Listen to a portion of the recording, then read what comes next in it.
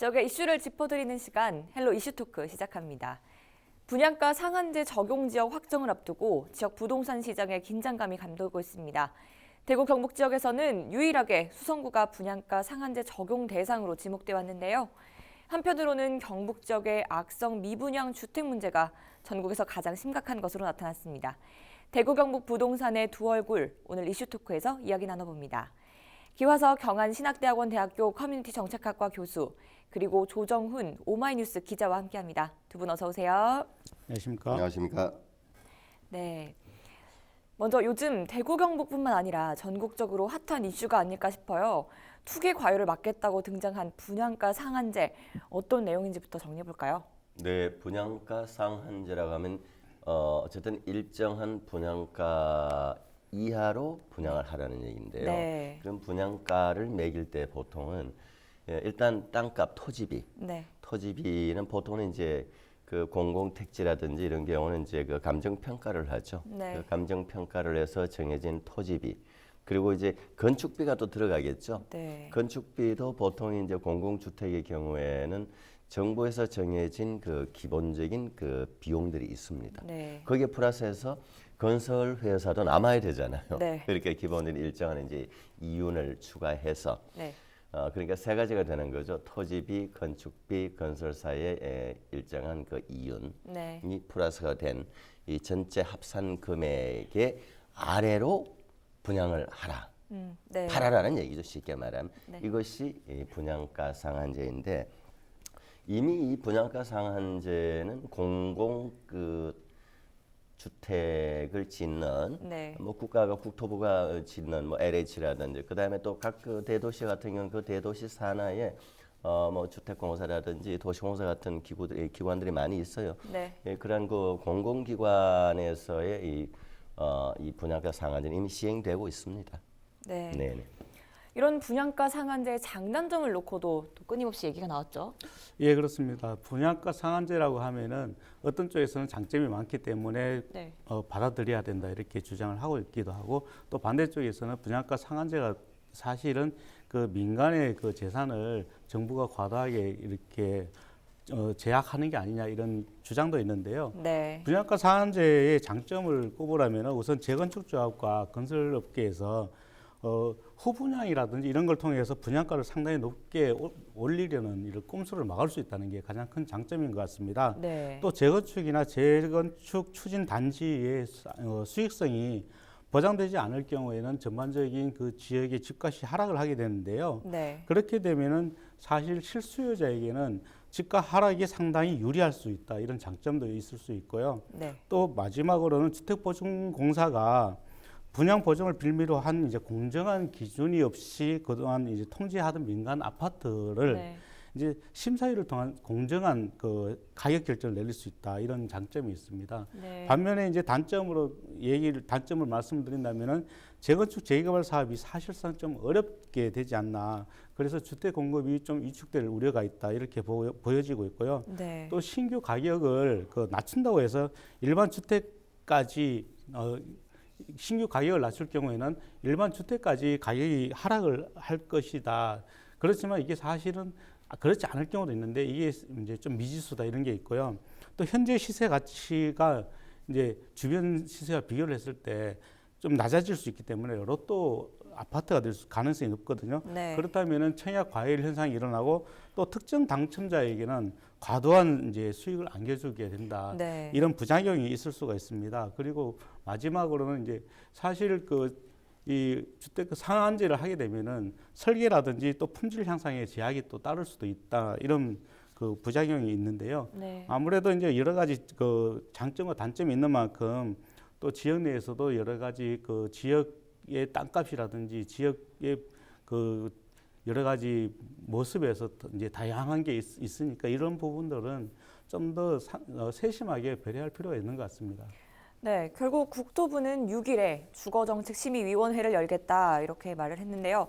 여기서 대상 지역을 확정할 텐데 핀셋 지정을 하겠다고도 예고를 했죠. 핀셋 그야말로 그 의료기구 용어죠. 네. 콕 찍어서 지정을 하겠다는 것인데 지금까지는 이제 보통 뭐 투기 과열 지구라든지 이런 걸 지정할 때는 네. 뭐 어떤 시, 어떤 구, 네. 이렇게 해서 조금 크게 지정을 했는데 네. 이번에는 그야말로 동, 네. 뭐 대구 같으면 대구의 어느 동이라고 하는 그 아주 특정한 동을 콕 찍어서 이제 지정을 하겠다. 예를 들면 범위를 좁힌 거네요. 그렇죠, 그렇죠. 그 예를 들어서 대구 수성구라고 해서 수성구가 다 또 이게 뭐 이게 대단히 비싼 건 아니고요. 네네. 수성구 안에도 이제 범어동이라든지 네. 만천동 이 일대가 이제 그 지정이 될 가능성이 좀 있다. 네. 실제로 범어동의 경우에는 3.3제곱미터 우리 이제 한 평이라고 그러죠. 이 보통 2천만 원대 내외로 왔다 갔다 해요. 네. 이제 보통 흐름이. 그러나 이제 같은 수성구라 그래도 거기서 조금 벗어난 네. 범물동 또는 중동, 뭐 파동 이런 쪽은 또 한 700만 원 정도. 네. 편차가 심하죠. 네네. 그래서 제가 봤을 때는 수성구 전체 다가 지정되지는 않을 것 같은 생각이고요. 왜냐하면 수성구는 이미 전부터 투기 과열지구로 지정 관리가 되어 왔어요. 네. 왔는데 여기에 또 분양가 상한제가 적용이 될지는 좀 지켜봐야 되는데 네. 저는 범어동은 지정이 될 가능성이 좀 있다. 네. 그런데 만천동도 대구의 수성구의 안에서도 이제 흔히 노른자유로 이제 범어동과 뭐 만천동이라는 만천동도 범어동과 좀 인접한 만천동. 그 서울의 강남 학군이라는 그 지역이 있어요. 그런 지역에서 좀 지정될 가능성이 있지. 옆에 변두리와 만천동 지역은 저는 아니라고 봅니다. 제가 봤을 때. 네, 여기에 더해서 지역 선정 기준이 모호하다는 논란도 일부 있다고요. 예, 그렇습니다. 사실 분양가 상한제를 한다는 게 이 좀 모호하다 이런 좀 비판도 일고 있는데요. 네. 사실 정부가 부동산 시장을 제대로 들여다보지 않고 분양가 상한제를 먼저 적용하려고 하지 않나라는 그 비판이 나오고 있습니다. 네. 그나마 이제 사실 이제 분양가가 이제 좀 상승한 곳이 좀 구체적인 그 지역이고 구체적인 기준이기는 한데 네. 분양가 상승률 수치도 사실은 현재 시장과 좀 괴리가 있다 이런 지적이 나오고 있는데요. 네. 정부가 이제 지난달 29일 날 그 주택법 시행령을 개정을 했지 않습니까? 네. 그렇게 하면서 분양가 상한제를 공동주택지에서 민간주택지로 확대를 했는데 그 민간주택지 분양가 상한제는 사실 이제 투기 과열지구로 지정이 된 것입니다. 네. 그런 투기 과열지구로 지정된 곳에 이제 그 기준을 세웠는데요. 직전 그 1년간 분양가 상승률이 물가 상승률의 2배 이상일 경우 또는 직전 2개월 모두 그 평균 청약 경쟁률이 5대1 이상일 경우 네. 그리고 직전 3개월 주택 거래량이 전년 동기에 비해서 20% 이상 증가한 곳, 네. 이 세 가지 기준 중에서 어느 하나의 요건만 충족을 하면 지정을 할 수 있도록 했거든요. 그렇게 되면은 서울 강남이나 또는 대구 수성구 같은 데가 지정이 될 것이다. 보통 사람들은 그렇게 생각을 할 수가 있습니다. 네. 그런데 사실상은 그렇지 않았다는 거죠. 그 김연아 자유한국당 의원실이 분석한 최근 1년간 서울 자치구별 분양가격 및 분양가 상승률이라는 게 있는데요. 여기에 따르면 그 올해 9월 기준으로 강남권보다는 강북권이 직전 1년 분양가 상승률이 높은 것으로 알려졌습니다. 네. 실질적으로 강남을 잡기 위해서 했는데 강남을 잡지 못하고 강북을 잡을 수밖에 없는 네. 게 된 거죠. 네. 그리고 첫 적용 지역으로 거론되고 있는 서울 강남권 그리고 그 소위 그 마용성이라고 하는 마포, 용산, 성동구보다도 네. 오히려 상대적으로 집값 상승률이 떨어지는 강북권의 그 분양가 상승률이 더 높아지기 때문인데요. 네.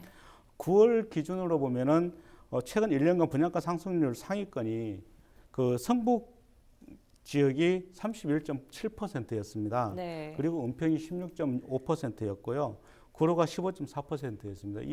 이곳은 강북 지역인데 네. 오히려 강북 지역이 강남보다 더 많이 올랐습니다. 네. 또 이에 비해서 강남권에서는 그 서초구가 30.3% 오른 것을 제외하고는 네. 그 강남구가 9.3% 그리고 송파구는 2.8%밖에 오르지 않았거든요. 네. 강남구는 지난 5월 기준으로도 8.7% 그리고 그 마포, 용산, 성동구 등은 최근 6개월 새에 사실 아파트 분양이 전혀 없었습니다. 네. 전혀 없었기 때문에 이런 기준 자체가 무의미하다 이런 얘기가 나오고 있습니다. 네.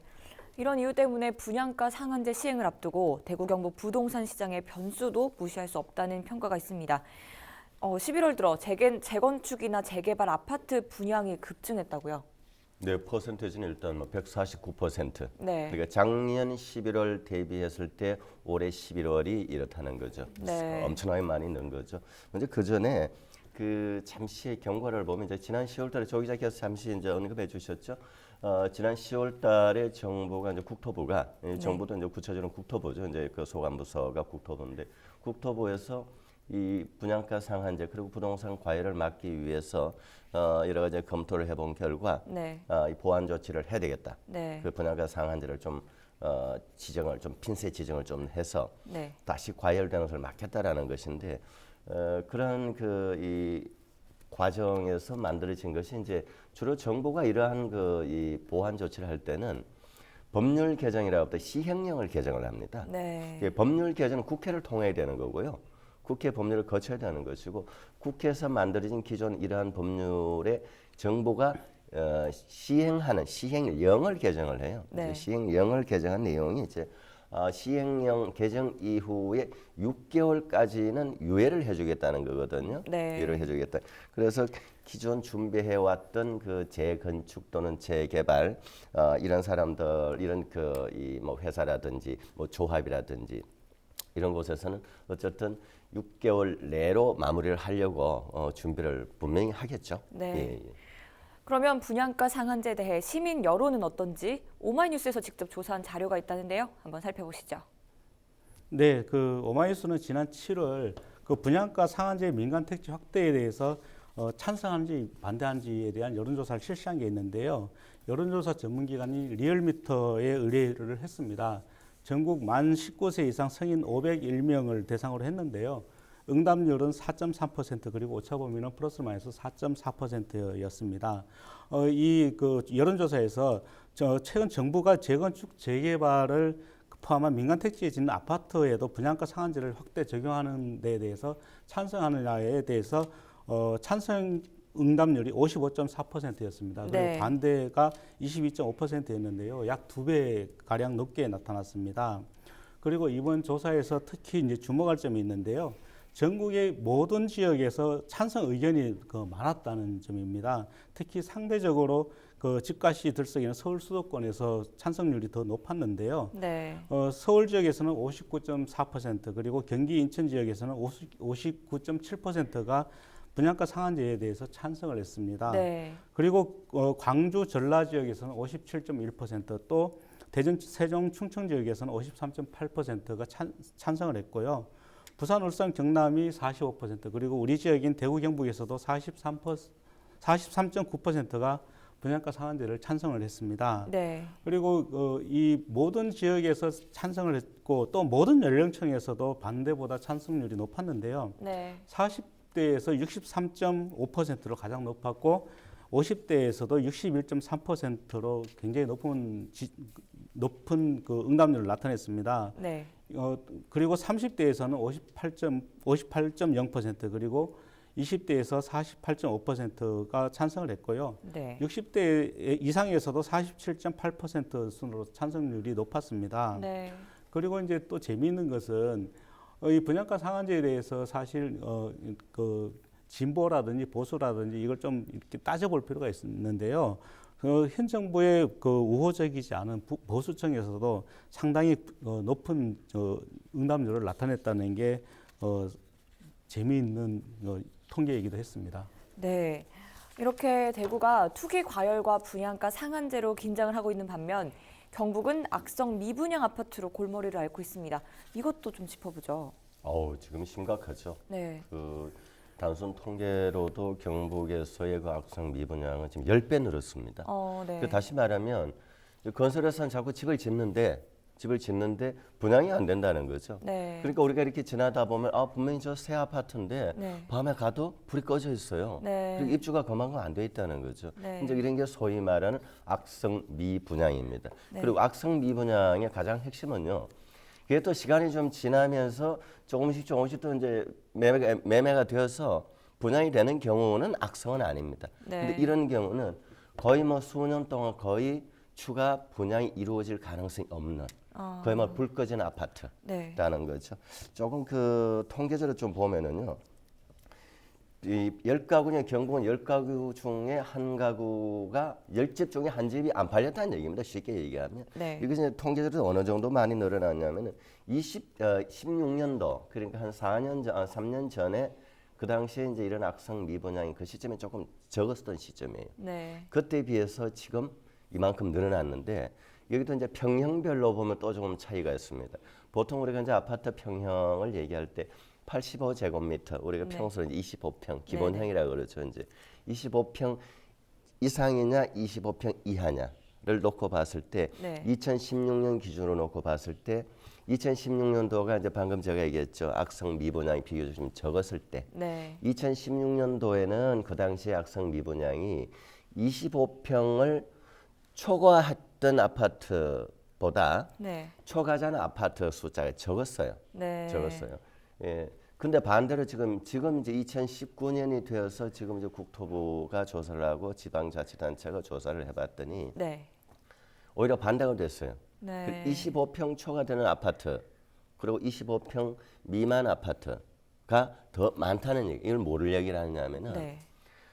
평형이 적은데도 불구하고 네. 적은데도 불구하고 분양이 잘 안 된다는 얘기예요. 아. 근데 평수가 적으면 또 비교적 가격도 조금 적을 거 아니에요. 네. 그럼 이제 전에 같으면 경기도 좋고 하면 어쨌든 많이 좀 매매가 이루어지고 분양이 이루어졌는데 네. 그조차도 안 된다는 거죠. 네. 이것이 이제 악성 미분양의 악순환으로 계속 이어진다라고 이제 볼 수밖에 없는 거죠. 네. 이런 미분양의 문제점은 그럼 어디서 좀 찾을 수 있을까요? 예, 지금 미분양이 늘어나면서 그 미분양에 대한 주택 관련 보증 사고도 상당히 늘고 있습니다. 네. 예를 들면 그 주택 사업자를 대상으로 한 기업 보증 사고가 8월 말 기준으로 26건이나 되고요. 네. 또 이 금액으로 따지면 3,200억이 넘거든요. 이는 전년 그 동월 대비를 했을 때 네. 그 전년 동월 대비의 건수는 그 54건으로 좀 건수는 반 이상 줄었지만 네. 금액은 오히려 굉장히 늘었습니다. 네. 금액은 뭐 4.6배 정도 늘었는데요. 주택도시보증공사에 따르면은 9월 말 기준을 했을 때 네. 수도권을 제외한 그 강원이나 충청, 충남, 전북, 전남, 경북, 경남, 제주의 평균 분양가는 1제곱미터당 274만 원 정도였습니다. 그리고 이 경우는 전년 동월 대비했을 때 약 6.9% 오르는데 그쳤는데요. 네. 이제 반면 전국의 그 분양가 평균은 353만 9천 원으로 8.63%가 올랐거든요. 네. 또 서울과 비교를 했을 때는 서울은 808만 원이었습니다. 네. 15.6%가 올랐는데 서울과 수도권을 제외한다면은 다른 지역은 사실상 그다지 많이 오르지 않았다는 게 문제인 거죠. 네. 이런 문제를 정부도 좀 잘 알고는 있습니다. 그래서 이제 홍남기 그 경제부총리가 지난 그 국정감사 당시 이런 얘기를 했었는데요. 지방 미분양을 해소할 수 있는 보완적 맞춤형 대책이 좀 필요하다. 네. 그렇지만 이렇게 말을 했을 뿐인데 사실 특별한 대책을 내놓지는 못하고 있습니다. 네. 그렇다면 이렇게 예측하기 어려운 대구 경북 부동산 시장 총평을 간단하게 내려주시죠. 예, 그야말로 간단하게 뭐 기본적으로 자본주의 시장 경제를 지향하는 우리나라 입장에서 원래 놔둬야 되죠. 그래서 뭐 정부 통제를 일어나는데 대구에도 주택 보급률이 100%고 자가 보급률도 60%가 넘었습니다. 네. 국가 사회적으로 봤을 때 있는 집도 빈집이 늘어나는데 새로 지은 집도 빈집이 늘어나면 이거 어떻게 되겠습니까? 정말 걱정입니다. 네. 네, 뭐 저도 한 말씀을 좀 네, 드리자면은요. 네. 사실 그 지금 그 재건축 재개발이 굉장히 붐을 일으키고 있습니다. 대구만 같아도 약 200군데에서 지금 재건축 재개발이 일어나고 있는데요. 네. 이 재건축 재개발을 하면서 문제점은 뭐냐면은요. 한꺼번에 다 부수고 새로운 건물을 짓는다는 데 있습니다. 그러다 네. 보니까 이제 세입자들은 집이 많이 있음에도 불구하고 쫓겨날 수밖에 없고 이렇다 보니까 부익부 빈익부가 더 심화될 수밖에 없거든요. 이런 네. 부분에 대해서 이제 그 점진적인 재건축 재개발이 이루어져야 되지 않겠나 이렇게 보여집니다. 네. 오늘 헬로 이슈토크 여기까지 듣겠습니다. 시청해주신 여러분 고맙습니다. 네, 고맙습니다.